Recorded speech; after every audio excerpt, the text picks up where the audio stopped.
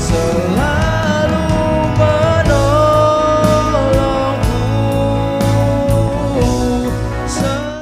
Kita bicara dulu mengenai Kejadian 1 ayat 26. Selama ini Muslim selalu mengatakan Allah itu tidak bisa serupa dengan makhluknya. Kalau Tuhan Yesus itu kan dikatakan dia seorang manusia, betul? Ya, Yesus adalah sungguh-sungguh manusia. Dia firman Allah yang menjadi manusia, bukan manusia jadi-jadian, ya, atau manusia diserupakan, ya. Makanya mereka selalu mengklaim bahwa kalau manusia berarti bukan Tuhan, atau kadang-kadang mereka mengatakan kita mentuhankan manusia. Enggak, manusia sampai kapanpun tidak mungkin, ya, menjadi pencipta alam semesta. Tapi dia adalah Allah yang berinkarnasi menjadi manusia.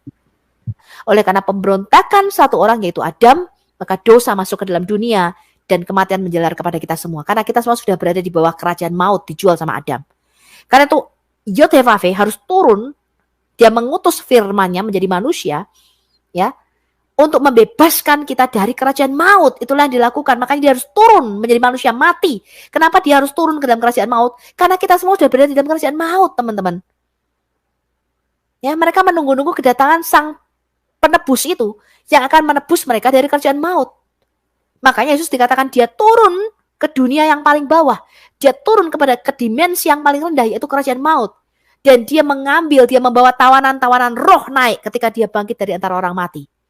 Dia membebaskan kita dari kerajaan maut. Dia memindahkan kita dari kuasa kerajaan kegelapan kepada kerajaan terang. Itulah yang dilakukan Yesus. Jadi Yesus itu dikatakan Shalom Elohim atau Imago Dei, gambar Allah. Kita ini disebut Imago Christi. Kita ini disebut gambaran Kristus. Ya, makanya kalau Anda baca misalnya di dalam Alkitab kita dikatakan kemuliaan matahari itu lain daripada kemuliaan bulan lain daripada kemuliaan bintang, dan kemuliaan bintang yang satu lain daripada kemuliaan bintang yang lain. Ya, bulan itu memancarkan kemuliaan matahari. Di dalam Alkitab kita, matahari itu lambang maskulin, bulan itu lambang feminim, lambang perempuan. Makanya Paulus mengatakan laki-laki itu mencerminkan kemuliaan Allah, tetapi perempuan itu menyinarkan kemuliaan laki-laki. Itu ada urutannya, teman-teman. Dan Yesus di dalam Alkitab kita itu disebut mempelai laki-laki. Ya, Yesus itu merupakan gambar Allah. Dia mencerminkan sinar kemuliaan Allah sendiri, makanya dia disebut Imago Dei. Nah, kita gereja itu disebut mempelai perempuan. Ya, dalam lambangnya adalah simbolnya adalah bulan. Bulan itu tidak punya sinar sendiri, dia mencerminkan kemuliaan matahari. Ya, itu adalah gambaran di dalam Alkitab kita bahwa gereja ini mencerminkan kemuliaan Kristus. Di dalam diri kita ini memancarkan kemuliaan Kristus. Makanya dikatakan wanita itu tunduk kepada laki-laki, wanita itu mencerminkan kemuliaan laki-laki. Ini ada urutannya, teman-teman. Ini Anda mesti ngerti ini. Ya, jadi yang disebut Imago Dei atau gambar Allah adalah Kristus. Ya. Dan yang disebut Imago Christi adalah gerejanya. Yesus itu di dalam Alkitab kita disebut mempelai laki-laki yang lambangnya adalah matahari. Dia mencerminkan kemuliaan Allah. Anda tidak bisa melihat wujudnya matahari aslinya tuh, Anda tidak bisa lihat. Begitu juga dengan Allah yang adalah roh. Dikatakan Allah yang adalah roh yang disebut Bapa di dalam Alkitab kita itu tidak kelihatan. Anda tidak bisa lihat. Ya. Yang Anda lihat itu Yesus. Ya, sang firman. Yesus itu merupakan gambar Allah. Dia mencerminkan kemuliaan Allah. Dia adalah gambar dan wujud Allah yang kelihatan, yang bisa kita lihat. Nah, gereja itu disebut mempelai perempuan dan kita mencerminkan kemuliaan Kristus. Nah, Muslim itu gagal memahami rencana Allah ini, teman-teman. Sehingga mereka tuh nggak tahu bahwa kita ini diciptakan menurut selema gambar dan rupa para Elohim, rupa Allah. Ya, yaitu anaknya sendiri, Yesus Kristus Tuhan kita. Sekarang kita melihat rencana Allah SVT untuk manusia. Itu beda, teman-teman. Di dalam Quran, mereka tidak percaya bahwa kita ini mencerminkan kerajaan sorga. Bahwa kita ini dijadikan menurut gambar dan rupa Allah. Katanya, di dalam Quran surat Ad-Dariyat, surat 51 ayat 5, surah 51 ayat 56, Allah mereka itu mengatakan begini, dan aku tidak menciptakan jin dan manusia kecuali supaya mereka menyembah kepadaku.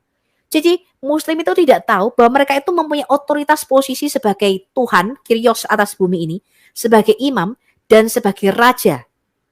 Ya, makanya ketika Adam kehilangan kuasa status ini, ya, Adam menghilangkan status kita sebagai imam, raja, dia menjual seluruh Bani Adam ini ke dalam kerajaan maut. ya, dalam kerajaan maut. Yesus datang sebagai Raja Mesias, sebagai manusia yang merebut kembali. Makanya kalau Anda baca Matius 4 dan Lukas 4, pencobaan Yesus oleh iblis, itu bicara Yesus sebagai Raja Mesias yang merebut kembali sebagai manusia, yang sungguh-sungguh manusia. Dia merebut kembali kerajaan Bani Adam ini yang sudah diserahkan kepada iblis. Kalau Anda baca, iblis mengatakan, jikalau kamu anak Allah, sujudlah kamu menyembah kepada aku. Dan dia memperlihatkan semua kerajaan manusia di bumi ini dengan segala kemegahannya. Itu pencobaan ketiga. Dan iblis mengatakan, kalau kamu sujud menyembah kepadaku, ya, maka aku akan memberikan semua kerajaan manusia ini kepadamu. Sebab mereka sudah diberikan kepadaku dengan cuma-cuma. Kapan kerajaan Bani Adam atau kerajaan manusia ini diberikan kepada iblis di Matius 4 dan Lukas 4? Sejak Adam yang pertama. Adam yang pertama itu sudah menjual kita ke dalam kerajaan maut, teman-teman. Makanya dikatakan tidak seorang pun bisa lepas dari kerajaan maut. Karena untuk kita bebas dari kerajaan maut itu harus orang yang tidak punya dosa. Ingat, Tuhan menetapkan satu hukum, yaitu upah dosa ialah kematian atau maut. Begitu kita berdosa, kita masuk dalam kerajaan maut. Untuk membebaskan kita dari kerajaan maut, itu harus orang yang tidak punya hutang, tidak punya dosa. Tetapi Alkitab mengatakan semua manusia telah berbuat dosa, dan kita semua telah kehilangan kemuliaan Allah. Sehingga tidak satu pun benih atau sperma atau keturunan daripada Adam yang mampu membebaskan Bani ke Adam atau kerajaan manusia ini dari kerajaan maut, teman-teman. Itulah sebabnya Yesus tidak lahir dari benih manusia. Ya, dia tidak lahir dari air mani najis. Ya, Quran surah 32 ayat 7 dan 8, surat As-Sajdah di dalam Quran. Dia harus tidak boleh lahir dari benih manusia. Dia harus tidak mempunyai dosa asal. Itulah sebabnya dia lahir dari seorang perawan Maria. Dialah firman yang turun menjadi manusia. Itu ada reason, ada alasannya kenapa dia nggak boleh lahir dari hasil hubungan biologis laki-laki dan perempuan, teman-teman. Karena dia tidak boleh mempunyai dosa asal yang sudah dibawa dari sejak zaman Adam, yang sudah diturunkan kepada kita. Ya. Itulah sebabnya diputus kutuk ini, kutuk keturunan ini, ya. Sehingga Allah mengintervensi kerajaan manusia ini. Ya, firman Allah ini nuzul menjadi manusia. Dia tidak mempunyai dosa asal karena dia tidak lahir dari benih Adam. Dia tidak lahir dari hubungan sperma. Ya. Itulah sebabnya dikatakan Yesus ini suci, kudus, tidak berdosa. Dia disebut anak Allah yang maha tinggi.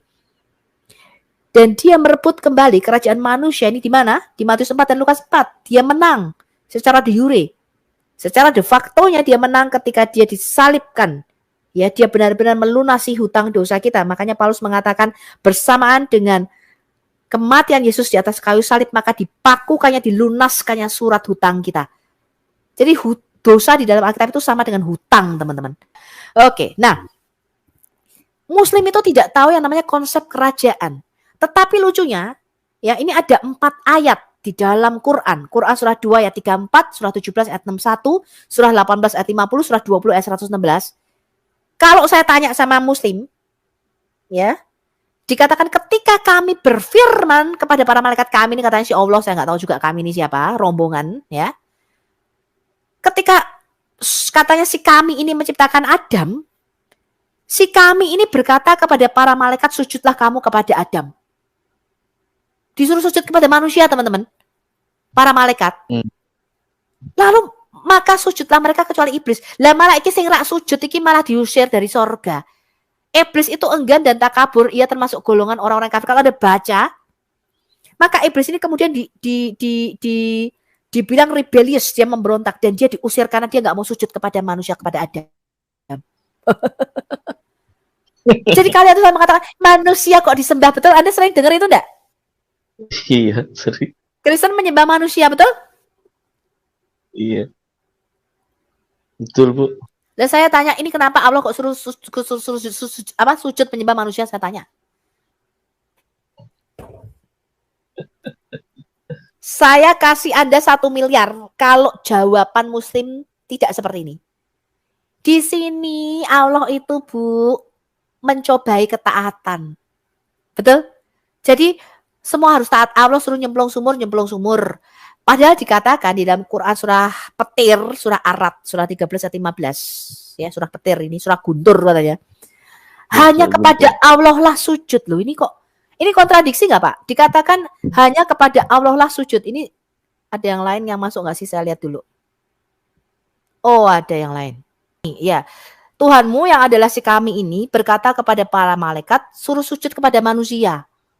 Saya tanya kepada sampean, kenapa Allahmu di 4 ayat ini menyuruh para malaikat sujud kepada manusia, sedangkan di surah 13 ayat 15 dikatakan hanya kepada Allah lah sujud segala apa yang di langit dan di bumi, baik dengan kemauan sendiri ataupun terpaksa. Loh, ini kan lucu, kontradiksi kan ini.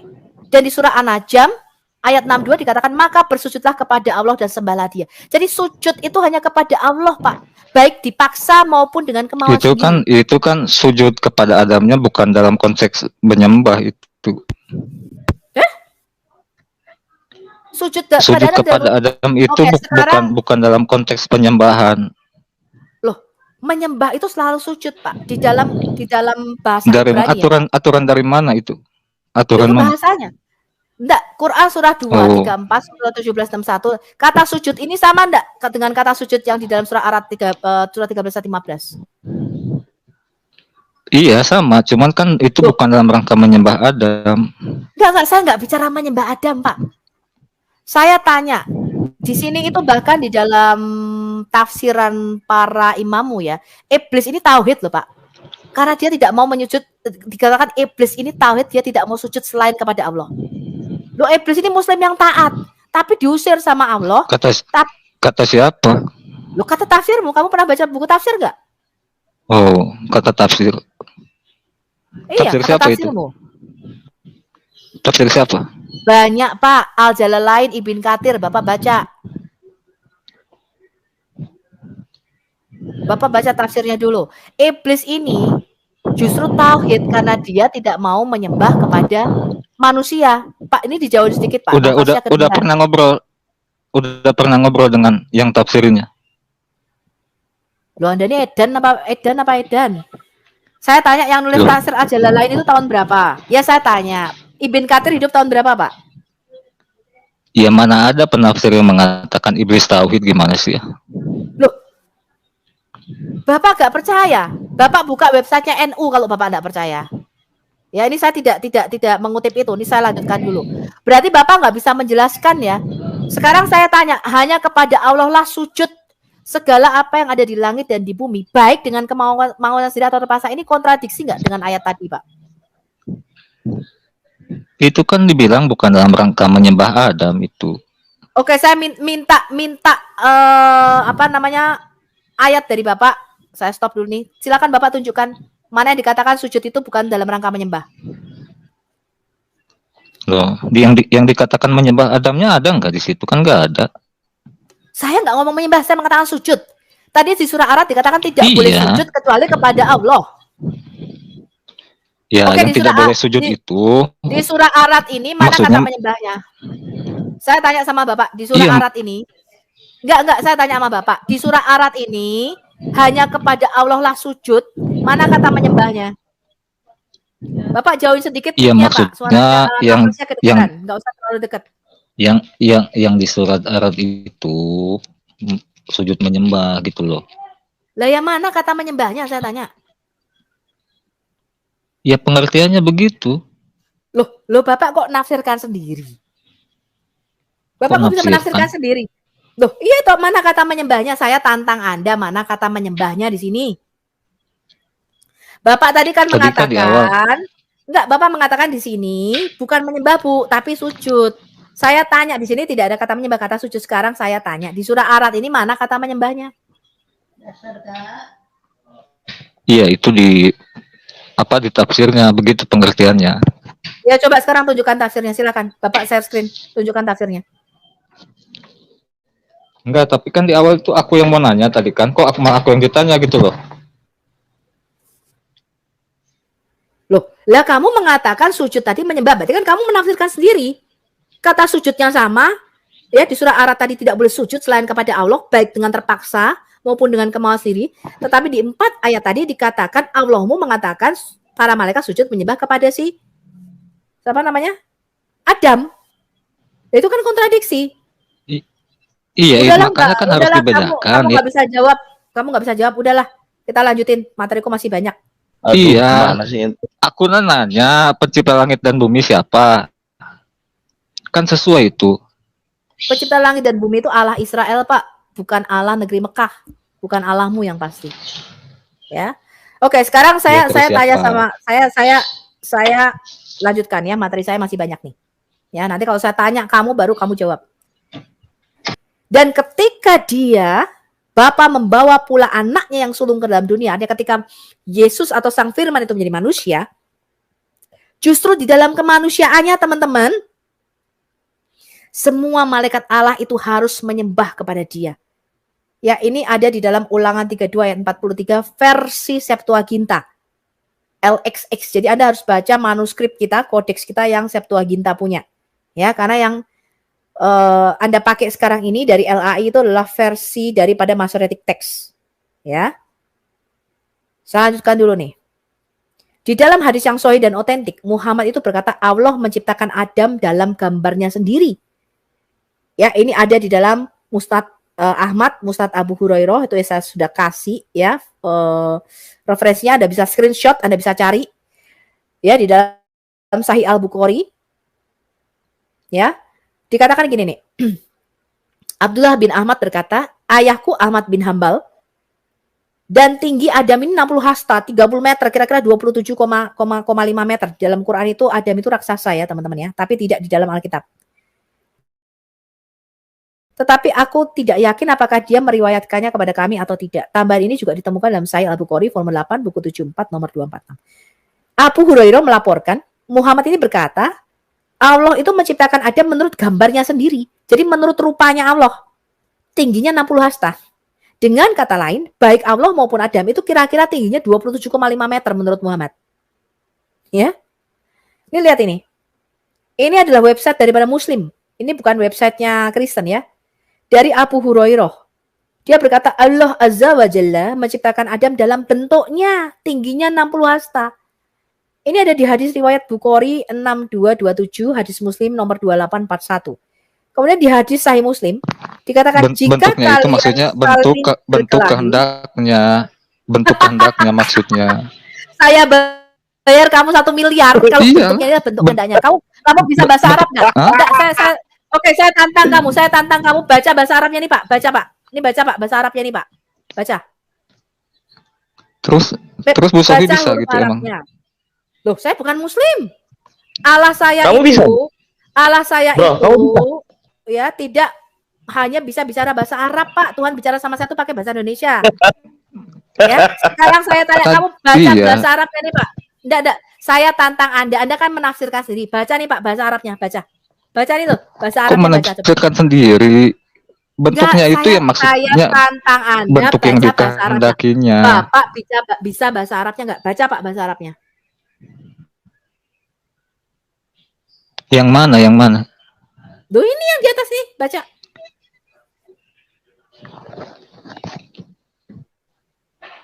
Bentar ya, aku gedein dulu.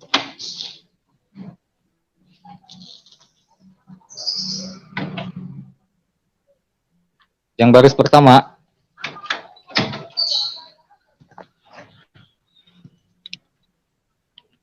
Baca. Halo. Ya, yang baris iya, bentar, ini cara gedenya gimana ini? Aduh, kelamaan kamu, udahlah. Iya, saya bacakan dari hadis riwayat Muslim.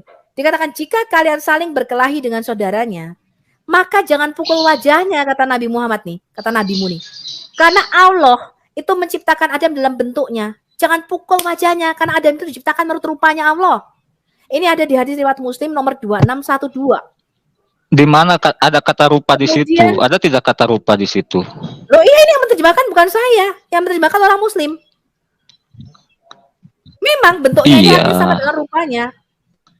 Loh beda dong. Ada tidak kata rupa di situ? Kamu jangan ngeyel sama yang menerjemahkan orang Muslim sendiri. Ya. Loh. Sekarang saya tanya kamu. Kenapa si Momo? Saya tanya kamu. Kenapa si Momo mengatakan kalau kamu berkelahi jangan pukul wajahnya? Karena Adam itu diciptakan menurut bentuknya. Coba kamu jelaskan bentuknya sama saya. Di situ pengertiannya apa? Pengertian bentuknya di situ apa? Ya rupanya Allah. Allah itu punya mata dua. Ada tidak kata rupa di situ? Iya, bentuknya ini sama dengan rupanya sama. Loh, jangan disama-samain dong. Kan nggak ada kata rupa di situ. Saya tanya, kamu jelaskan mengapa nggak boleh dipukul wajahnya. Kenapa nggak boleh dipukul wajahnya? Saya tanya. Iya nggak boleh itu ya. Nggak boleh lah. Masa boleh mukul wajah orang? Goblok kira karuan. Loh. Sudah ya, saya lanjutkan aja ya. Dikatakan dalam riwayat lain dari Abdullah bin Umar, ya, si nabimu ini ngomong gini nih. Sesungguhnya Allah menciptakan Adam dalam bentuk Ar-Rahman. Saya tanya, Ar-Rahman ini siapa? Iya, pengertiannya di situ apa? Kok pengertian situ apa? Lo jelas ini tuh ulama-ulama sunnimu mengatakan bahwa Allah itu memang punya wajah. Makanya dikatakan di dalam Quranmu di hari kiamat nanti semuanya akan musnah kecuali wajah Allah. Makanya si Abdul Somad mengatakan memangnya wajah Allah ini kayak Angry Bird. Semuanya akan musnah kecuali wajahnya Allah. Betul nggak di dalam Quranmu dikatakan demikian? Iya, itu ayatnya ada, cuman dikatakan itu sama dengan rupa manusia di mana? Kan nggak ada itu. Sudahlah, Alayubi. Alayubi. Sekarang aku bacakan lagi ya. Memang ini mau goblok ya kayak gini. Nih, nabimu berkata gini ya. Pertanyaan aku gimana? Maksudnya, jika seseorang kamu memukul, maka hendaklah dia menjauhi wajah karena sesungguhnya Allah menciptakan Adam menurut rupanya. Ini kan jelas, betul nggak Pak Batu Hitam? Iya, betul. Nah itu. Alayubi. Maksudnya, ini loh, nih, janganlah kamu menghina wajah seseorang karena sesungguhnya Allah telah menciptakan Adam menurut rupa Al-Rahman. Al-Rahman ini siapa? Saya tanya. Tetangganya Alayubi mungkin, Bu. Oh, ini tetangga. Kan aku bilang, nyaknya di situ maksudnya kehendaknya gitu loh. Iya, Kan aku bilang tadi gitu. Al-Rahman ini tetanggamu. Al-Rahman ini loh siapa? Tak tanyai. Enggak, Bu. Dia kan iya, itu siapa? Berarti menurut kehendak Allah itu sendiri, maksudnya begitu. Itu. Al-Rahman ini siapa? Tetanggamu? Bukan artinya sama dengan manusia itu. Loh sama. Bahkan ya, saya akan tunjukkan sama kamu ketika Adam itu diciptakan masih berupa patung kosong karena dia dijemur 40 tahun di dalam kitab tafsirmu. Saking miripnya dengan Allah, malaikat itu mau salah sujud menyembah kepada Adam. Tetapi iblis ada kata sama tidak? Lubang. Ada. Saya tunjukkan ada sama kata kamu. sama tidak di situ? Iya, sama. Bahkan iblis itu ketika malaikat mau sujud menyembah, ya, mereka terheran-heran karena Adam ini sama dengan Allah. Iblis bilang, tunggu dulu. Iblis itu masuk melalui lubang mulutnya Adam atau lubang hidungnya Adam. Yang ini saya tunjukkan, ini ada di sini. Keluar lewat lubang duburnya Adam. Kemudian iblis berkata, oh ini bukan Allah. Kalau Allah itu somat, padet. Kalau ini berongga. Saya tunjukkan sama kamu tafsirnya dari Kemenak juga. Kementerian Departemen Agama. Saking miripnya Adam ini sama Allah. Ya. Sekarang kita lihat dulu satu-satu nih. Sekarang saya tanya sama kamu, kenapa di sini, apa alasannya ketika Allah menciptakan si Adam, Allah berkata kepada para malaikat suruh sujud. Alasannya kenapa kok suruh sujud? Kalau di Alkitab saya bisa jelaskan sama kamu. Saya bisa jelaskan sama kamu kenapa malaikat itu harus sujud menyembah kepada Yesus ketika dia menjadi manusia. Sekarang kamu jelaskan sama saya 4 ayat. Kalau 4 ayat diulang-ulang itu penting. Kamu jelaskan sama saya kenapa Allah menyuruh para malaikat sujud menyembah kepada manusia. Tidak ada sujud menyembah di situ. Saya tanya, sujud itu boleh enggak kepada manusia? Tidak boleh. Tidak boleh sujud menyembah kepada manusia. Berarti Allah ini kafir. Kalau udah Tuhan yang sendiri yang suruh, apa masalahnya? Saya tanya, bolehkah di dalam Islam sujud menyembah kepada manusia? Secara umum tidak boleh. Secara umum tidak boleh. Secara umum nggak boleh. Ya sekarang saya tanya, kenapa Allahmu ini? Ya itu kan karena Tuhannya sendiri yang suruh. Apa yang salah di situ? Saya tanya alasannya.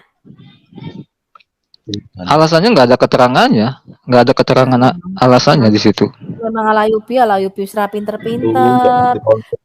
Ya bodoh itu memang anugerah Alayubi, tapi jangan diborong. Kan Sudah memang nggak ada terindah. keterangannya. Kenapa disuruh sujud di ayat itu kan? Memang disuruh Loh, saja. iya aku gitu kan? tanya gini loh Alayubi. Saya tuh tanya, kamu tadi mengatakan sujud itu tidak boleh kepada manusia. Betul apa enggak? Tadi di surat Arab dikatakan tidak boleh sujud kepada selain Allah, baik dengan terpaksa maupun dengan kemauan sendiri. Betul apa enggak? Kecuali Tuhan sendiri yang suruh. Ya betul. Loh kok goblok? Berarti surat Arab tadi perkataan siapa? Kita baleni meneh Makanya loh, kan kalau itu goblok. kan pengecualian, dah aku bilang. Bukan saya tanya. Aduh, Alayubi. Kamu nih kok ya goblok ora meningkat. Surat Arab ini perkataan siapa? Iya, itu secara generalnya begitu. Cuman kan ada Enggak, saya pengecualian enggak di mengatakan yang sujud general. kepada Adam Oke, itu. sekarang saya tanya. Ketika Allah mau berkata hanya kepada Allah lah, ini Allah kok berkata hanya kepada Allah lah ya, aku ya bingung. Harusnya kan hanya kepada akulah, betul nggak teman-teman? Iya betul Bu. Berarti Bu Sofi Tuhan. Loh enggak yang ngomong ini Lah. siapa tahu saya tanya. Loh, katanya aku kepada aku tadi. Loh, ini yang mengatakan Allah apa bukan? Iya, kalau itu salah yang benar gimana? Loh ya kalau ini yang berkata Allah ya harusnya hanya kepada akulah. Harusnya berfirmanlah Allah. Loh enggak, kalau di Alkitab begitu Alayubi. Di Alkitab itu berfirmanlah Allah. Akulah yang menjadikan langit dan bumi. Dan Quranmu enggak, Quranmu dialah. Berarti Bu Sofi mencipta langit dan bumi gitu. Wah, goblokmu ora nambah-nambah. Katanya akulah tadi. Kan Mencipta langit dikatakan bumi dengan gimana sih? berfirmanlah. Enggak, saya tanya ini yang ngomong ini kalau Muhammad pantas, betul enggak teman-teman? Berkatalah Muhammad. Yang bilang hanya kepada Allah lah sujud. berfirmanlah Tuhan di situ Ya, siapa?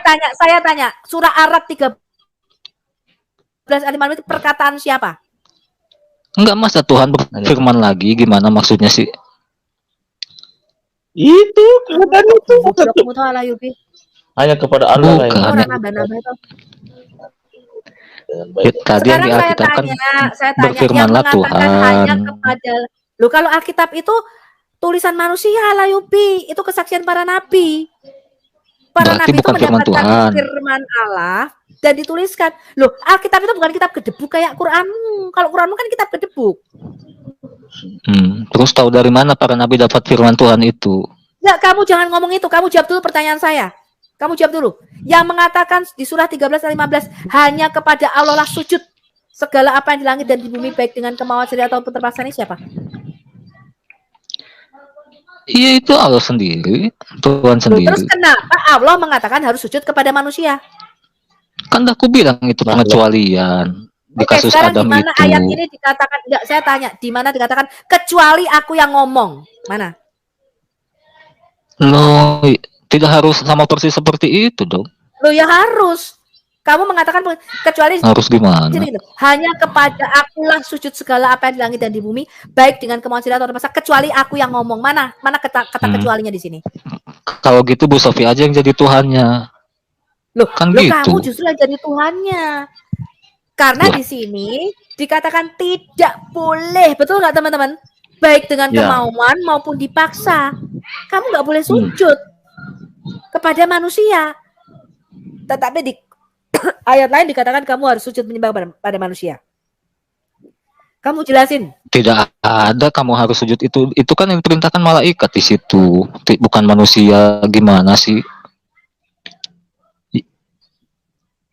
Mana malaikat? Yang di Arad itu kan jelas Oke, itu sekarang pada aku manusia. tanya, yang di langit itu siapa? Yang tidak boleh sujud kepada selain Allah, yang di langit itu siapa? Malaikat apa manusia? Di mana ada di langit di situ? Ini loh, segala apa yang di langit ini apa?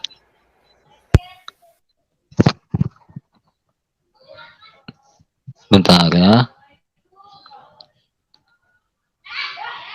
Iya, segala yang di langit. Terus gimana? Manusia ada di Segala yang ada langit di langit. tidak? Kan tidak ada. Bodoh kamu, malaikat itu di langit bukan, di surganya Allah bukan. Malaikat di langit. Terus Lu enggak, saya tanya, malaikat kalau di tempat malaikat itu rumahnya di mana tuh, aku pengen tahu. Jangan-jangan rumahnya dekat rumahmu lagi. Pada Allah. yang jelas malaikat itu di alam yang berbeda dengan manusia. Terus kenapa? Sekarang saya tanya, segala yang ada di langit dan di bumi ini apa saja? Iya, mencakup malaikat. Oke, mencakup malaikat. Terus kenapa? Iya. Goblok mikir. Ini ayat ini mengatakan tidak Loh. boleh sujud selain kepada Allah, baik dengan kemauan sendiri maupun terpaksa. Heeh. Sekarang kamu jelaskan Betul. kenapa di situ dikatakan si Allahmu ini, si kami mengatakan kepada Kan para udah malaikat yang ada di dijawab. langit sujud kepada Adam. Kan udah dijawab karena Tuhan sendiri yang memerintahkan. Gimana sih? Mana? Oke, Bukan berarti ada di 12 ini bukan Allah yang memerintahkan. Loh, makanya kan aku bilang itu ada pengecualian yang suruh Mana sujud kata pada Adam kecuali itu. kamu nih gobloknya rak karuan, aduh, goblok rantai-ente bisa aku males. Jangan-jangan ini Gimana sih? pegawai Kemenak ini kayaknya. Nambahin lagi lebih. Nambahin lagi situ keterangannya di Al-Quran. Sekarang kalau Pengecualian misalkan itu. ada raja, dia membuat aturan, kapanpun dia membuat aturan lain daripada itu kan bisa saja. Terus namanya juga raja kan? Apa Oh, masalahnya? berarti kalau Muhammad mengatakan kamu boleh nikah hanya dengan 4 orang, dia boleh nikah dengan 13 orang. Berarti dia raja, dia Tuhan gitu. Bikin aturan sendiri. Kalau kamu nggak boleh ngambil Di bininya sini orang, kan, dia di boleh sini ngambil kan bininya orang. yang di sini kan konteksnya yang buat aturan itu kan Tuhan itu sendiri, bukan manusia. Gitu. Oh iya, di surah Arad tadi kan Tuhan yang bikin aturan nggak boleh sujud selain kepada Allah. Iya, namanya Tuhan kan terserah mau membuat pengecualian di Aduh, situasi yang goblok. lain. Nggak bisa Alayubi. Yang namanya firman itu tidak boleh kontradiksi. Itu kan Ini tidak sudah bukti kontradiksi. bahwa Quran itu tulisannya si Mamat.